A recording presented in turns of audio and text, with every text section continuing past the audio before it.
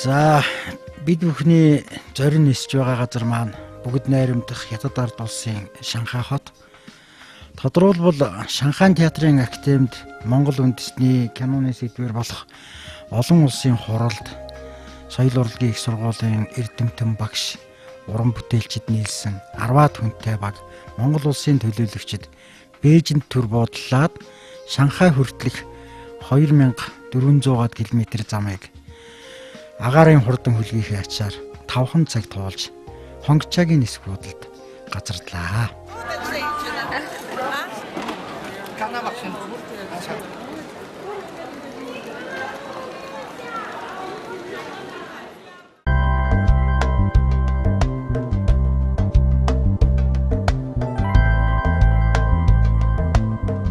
Шанхай театрын академи бол дундад улстай төдийгүй Аз дэлхийд нэр хүндтэй сургууль. ЮНЕСКОгийн дэргэдэх олон улсын театрын институтийн Аз номхон далайн бүсийг Шанхай театрын академи хариуцсан ажилтдаг юм байна. Монгол улсын соёл урлагийн их сургууль Шанхай театрын академитэй 2012 онд холбоо тогтоож 2013 оны ихээр хамтран ажиллах гэрээ байгуулсан.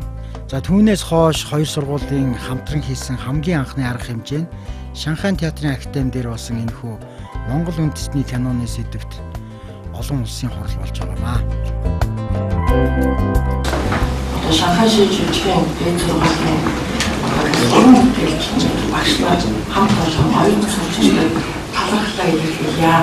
Монгол улс, Оросын холбооны улс, дундад улс хамтраад Монголын киног судалж бас үзэж хэлэлцэх ийм олон улсын эрдэмчлэгээний хурлыг анх удаага хийлээ. Энэ бол үнэхээр Монголын кино судлалд бол урд хожид бол байгаагүй Монгол кино судлалыг маш том нэг алхам урагшлуулсан ийм сайхан олон улсын хурал болж байгаагаараа үнэхээр ач холбогдолтой гэж үзэж байна.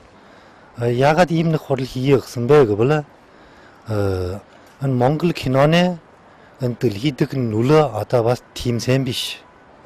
Монгол кино болсоор ганцхан энэ Монгол улсын кино биш. Ганцхан Хятад улсын кино биш. Монгол киноны энд харахс бол бүх дэлхийд байгаа.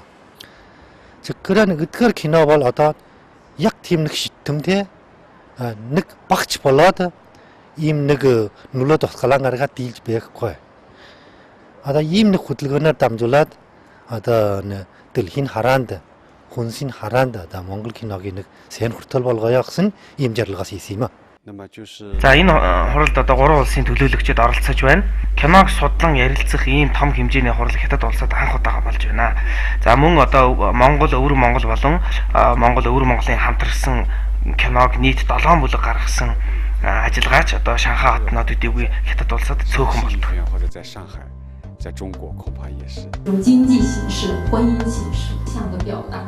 За Монгол улсын соёл урлагийн их сургууль Шанхай театрын академи Өвөр Монголын урлагийн дээд сургууль хамтран зохион байгуулсан энэхүү Монгол үндэстний киноны хурлын үйл ажиллагаа маань үндсэн 3 хэсгээс бүрдсэн. Эхнийх нь үндсэн болон хавсралт илтгэлүүдийг шүүн хэлэлцсэн. За Монгол үндэстний киноны сэдвээр олон улсад анх удаа хийсэн энэ хуралд Монгол улс, бүгд найрамдах Хятад, Оросын холбооны улсын Бурятын олон эрдэмтэн судлаачийн 115 бүтээл ирснээс зохион байгуулагчид 36 илтгэлийг сонгож хэлэлцүүлсэн. За илтгэлүүдийг сонгохдоо сэдв агуулга, судалгааны ажлын шинэлэг талаас гадна уран бүтээлээрээ хүлээн зөвшөөрөгдсөн нэртэй уран бүтээлч эрдэмтдийг тусгайлан урьж оролцуулсан нь энэ хурлын онцлог байсан.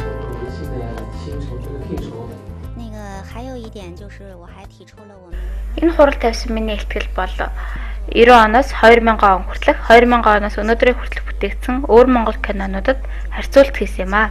1990-ээс 2000 оны хооронд түүхэн сэдвтэй кино их бүтээгдсэн байдаг. Харин 2000 оноос хойших бол Монголын соёлтой хамаатай кинонууд олноор бүтээгдэжээ.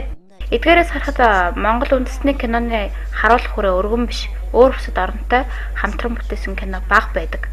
Мөн Өвөр Монгол киноны хамааралтай сурталчилгаа тийм сайн биш байдаг. Тийм болохоор гадны хүмүүс биднийг сонирхгүй байна гэж үзэж байна.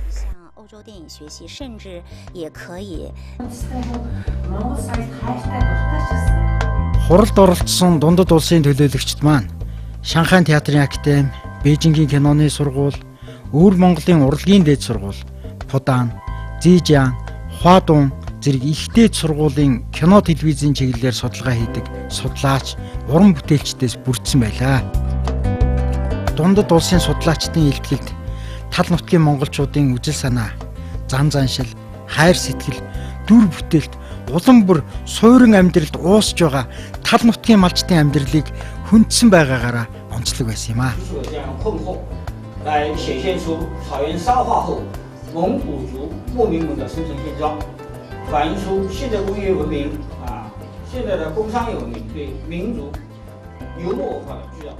Дундад улсын судлаачид бол Монгол киног үзэх тусам тэр хүний энерхүй нэгүүлсэхүйн сэтгэл бол маш их мэдрэгддэг гэж ингэж яриад байна л да. Тэгэхээр зэрэг өнөөдөр энэ Монгол кинонд ялангуяа даяарших энэ ардчилсан зах зээлийн нийгэм их хүчтэй нөлөөлж байх шиг байна л да. Даяарших үйл явцын нөлөө бол хүчтэй тусч гэнэ гэж ингэж яриад байна. Үнэхээр тийм байна.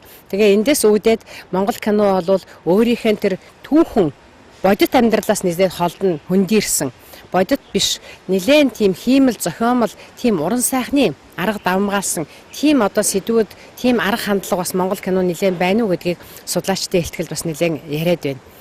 Нэрэж тийм өнөөдөр Монгол кинонд бол ялангуяа сүүлийн үеийн Монгол кино өвөр Монголын болоод дундад улсад бүтээгдсэн хан үндэстнүүдийн өөрсдийнх нь хийсэн өвөр Монгол болоод Монголын уран бүтээлчдийн хийсэн кинонд бол тэр нүүдэл соёл иргэншил, суурьшмал соёл иргэншил хоёрын хоорондын зөрчил орчин цагийн хүн уламжлалт Монгол соёл сэтгэлгээтэй хүн хоёрын хоорондын ялгаа зөрчил энэ бүхэн бол их хүчтэй харагдаж байна гэдгийг судлаачид бас яриад байна. Монгол киноны хөг нам үндэсний онцлог киногоор дамжуулж гаргасан монгол хүний өөжөө сэтгэл үнэн цагаан мөрөн миний сонирхлыг татсан учраас монгол киног судалж эхэлсэн. Хятадын олонх кино наадамд кино шалгаруулаад зогсох биш, эрдэм шинжилгээний хурал хамт явагдаад эрдэм шинжилгээний хамаатай шагнал олгодог. Хятадын хамгийн том кино наадам цагаан цэцэг наадам ч гэсэн үүний шагналыг бас олгодог. Бас ийм кинонд хамааралтай хурал Бээжин Шанхайд 2-3 сард нэг удаа явагддаг. Монгол киноны цаашдын судалгааны ажлын гол сэдв нь бол Монгол киноны өгүүлэгдэхүүн, үндэстний чанар, үндэстний хайр сэтгэл, мөн Монгол киноны мэрэгжлийн талаар, бүтээгдэхүүний талаар, тэрхүү бүтээгдэхүүнээ зах зээлд хэрхэн нийлүүлэх талаар цаашлаад киногоор дамжиж гарч ирсэн өөр үндэстний хоорондын харилцаа холбоо, тухайлбал Монгол үндэстэн, Орос үндэстний хоорондын харилцаа, мөн Хятад болоод Монгол үндэстний хоорондын харилцаа холбоо, соёлын солилцоо нь одоо киногоор хэрхэн яаж илэрсэн талаар наривчлан судлах хэрэгтэй байна.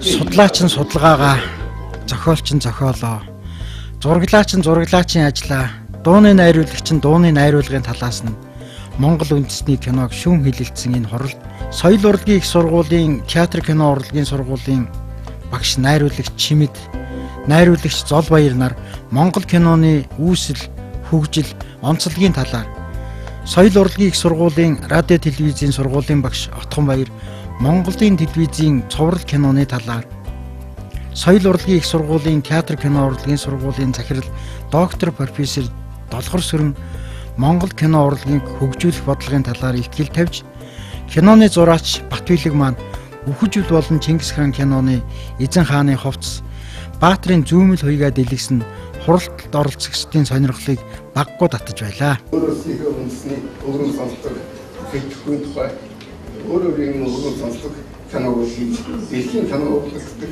энэ том хөлбий хэлний явж байгаа гэж би бодсон.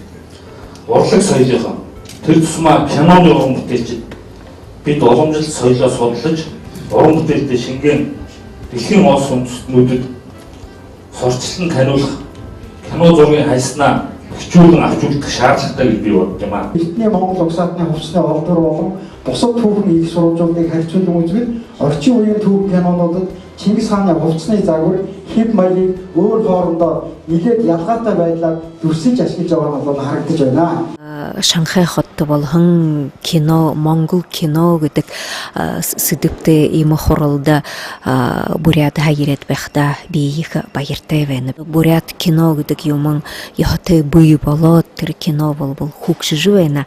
Тэгээд харамсалтай юмнин гэхэд тэр гүрнэ талха тийж тусгай программа юм гэж байхгүй. Бурят улстай тэр орд гүрнэ киногоо мөнгөн гэж байдаг федеральны мөнгөн харин тэгэхдээ зөвхөн манай Бурят республиксо тийж кинодаг тийм нэг хараалагдсан улсаа тийм тэтгэмж гэж үгүйний харамсалтай байна тийм грантовая программа юм мөнөдөрэл үгүй байна тэгэхдээ эд бүх студиунууд хөдөлж байхада эдэмнэ хобийн мөнгөөр өхдийн тийм хайхан хана ирмэлзлэр болж байна ажил болно гэж.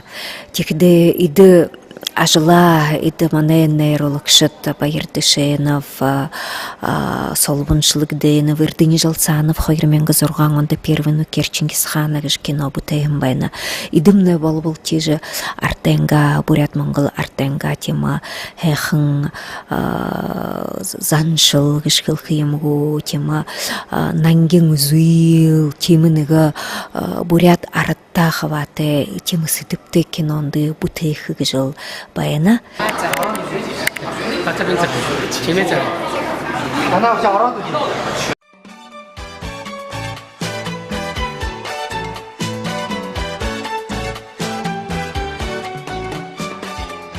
За Монгол үндэсний киноны хурлын 2 дахь хэсэг маань Монгол киноны үзлэг байсан.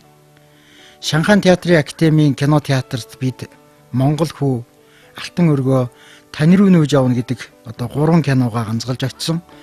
Дундад улсын уран бүтээлчид нэгэн үеийн Тэнгэрлэг хөвгүн Чингис хааны усан өртөө зэрэг одоо энэ кинонуудаа Шанхай театрын академийн багш оюутан сонирхсон бүх хүмүүст үзүүлж байсан юм аа.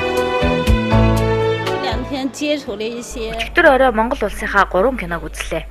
Миний үзсэн кино бол Монголын хуучны кинонууд байлаа. Энэ кинонуудаас ажиглахад Монголын кинонд хуучны зөвлөлт холбоот улсын нөлөөлөл байна. Харин өвөр Монголын кинонд бол Хятадын нөлөөлөл ихээхэн байна. Тийм болохоор Монголын киног өөрийн үндэсний соёлыг хадгалж цаашид хөгжүүлэх, дэлхийн тавцан дээр гаргах нь бидний үүрэг юм а гэж ойлгож байна. Тэгээд одоо манай Монгол хүн гол болгоос нь ингээд тогоосон кино бол чөөхөн олонхын болон хятадын одоо нөлөөгийн нэлээд авсан байна.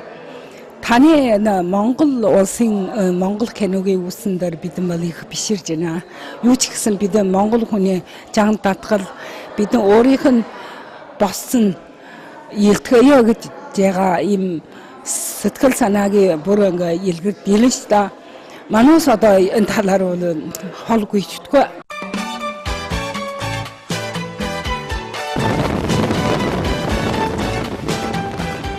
За Хятадын кино урлагийн түүхэнд Шанхай хот нэр мөрөө үлдээсэн газар 1895 онд ах トゥ өмрөөд анхны бүтээлээ үзүүлснээс хойш ердөө 7 сарын дараа шанхайчууд киногч гайхамшигт урлагтай Азида хамгийн түрүү танилцсан хүмүүс гэж үздэг.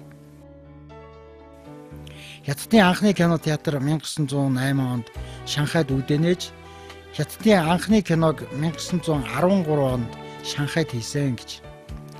Өнөөдөр энэ хотод бүтээж байгаа кино дангаараа Хятадын кино үйлдвэрлэлийн 11-т тэнцэж байна.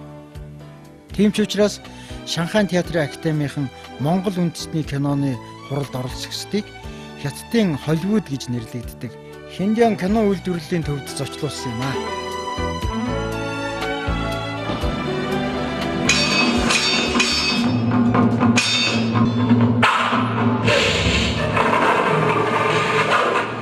Хиро киноны нөгөө тулааны хэсгээс энэ дотор өөрөөсөө юу үзүүлж штэ. Шоу үзүүлж штэ. Яг эндээс Хиро кино алтан цэцгийн хараад 2 том кино одоо эндээс болслоо штэ. Энгийн үед штэ жуулчд их хүрээд ирэхээр энэ талбайг битүү ингэж нөгөө Хиро киноны чинь сценүүдийг тавиад тэр дээгүр жуулчд ингэж үздэг гинэ. Аа за. Талбай чи битүү яг нөгөө утаа тавиад яг ирээд хөгжмөн дуураад нөгөө саяын тулаанаа хийгээл За нэг ийм объекттэй байж хахад бол яах вэ? 20 жилийн өмнө Алс бөглөө нутгийн жижигхэн хот байсан энэ газар өдгөө 330 га талбайг эзэлсэн 13 том зургийн талбар бүхий кино үйлдвэрлэлийн төв болон хувирсан байна. Өнөөдөр Хятадд хийж байгаа олон ангит киноны зургийн дийлэнх хувийг Хиндианд авч байна. Энэ бол киноны салбараа дэмжсэн зөв бодлого, зөв менежментийн үр дүн гэдгийг уулзсан хүн бүхэн хэлж байлаа.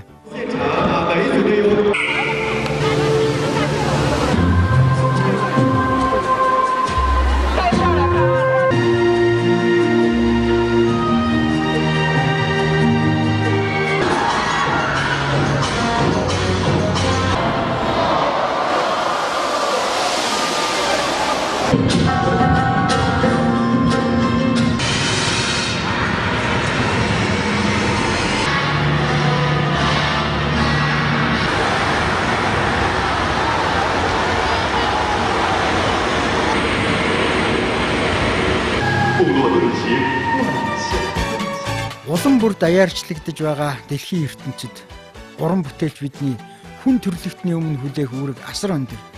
Тийм ч учраас Монгол үндэсний киноны сэдвээр анх удаа хийж байгаа энэ хурлыг бид чухалчлан үзэж байгаа юм гэж Шанхай театрын академийн захирал дундад улстай алдартай зураач Хан Шин хурлын хаалт дээр тэмдэглэн хэлсэн билээ.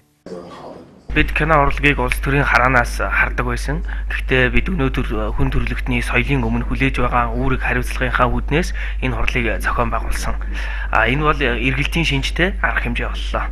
Хүн төрөлхтөн бидний хөгжилд шинжлэх ухаан, технологийн дэвшил чухалч гисэн. Одоо хөгжлийн гол цөм маань юу вэ гэвэл одоо үндэсний маань соёл юм. Манай сургуулийн хувьд кино урлагийн салбарт Монгол улсын соёл урлагийн их сургууль, Бээжингийн театр кино урлагийн сургууль, Өвөр Монголын урлагийн дээд сургуультай хамтран ажиллаж байна. Бид бол одоо нэг талбарт ажиллаж байгаа. За урлаг, уран зохиол, хөгжмийн урлаг гээд тусдаа саланг байсан бүх сургууль одоо нэгдэж хамтаараа ажиллаж байгаа нь одоо Монгол улс Хятадын Монгол үндэсний кино урлагт үр дүнгээ өгнө гэдэгт одоо итгэж байна. Энэ хурлаас дүгнэхэд бидэнд тулгараад байгаа асуудал маань одоо адилхан байгаа болохоор ийм хурлаар дамжуулан хоёр орны Монгол үндэстнүүд хоорондоо саналаа солилцож хамтдаа тулгарч байгаа асуудалтай хандвал одоо сайн үр дүнтэй гэж одоо бодож байна. Монгол улс Хятад улс болоод манай хоёр сургууль кино судлал тал дээр цаашид нэгт холбоотой ажиллаж их үйлсийг бүтээх хэрэгтэй гэж үзэж байна. Энэ олон улсын хурал болвол Монгол кино судлал шинэ мэдлэг бүтээсэн, Монгол кино судлал шинэ судалгааны арга хандлагыг бий болгосон, Монгол киног харах олон талт тэр одоо хараа чиг хандлага үзэл баримтлалыг бий болгосон ийм үнэхээр шинжлэх ухааны маш их үнцэнтэй, бас судалгааны арга барилын хувьд их өгөөжтэй, бас Монгол киноны хөгжлийг тодорхойлоход үнцэнтэй ийм одоо үзэл санаануудыг шингээсэн ийм сайхан эрдэмшлэгийн хурал боллоо. Монголчууд бид кино гэдэг гайхамшигт урлагтай танилцсанаас хойш яг 100 жил болж байна. Монголчууд өөрсдөө кино хийдэг болсноор 80 жил өнгөрч. Монгол киног гадаадын үзэгчид үзэж, Монголын уран бүтээлчид олон улсын кино наадмаас шагнал авч эхэлснээс хойш 60 жил болж байна.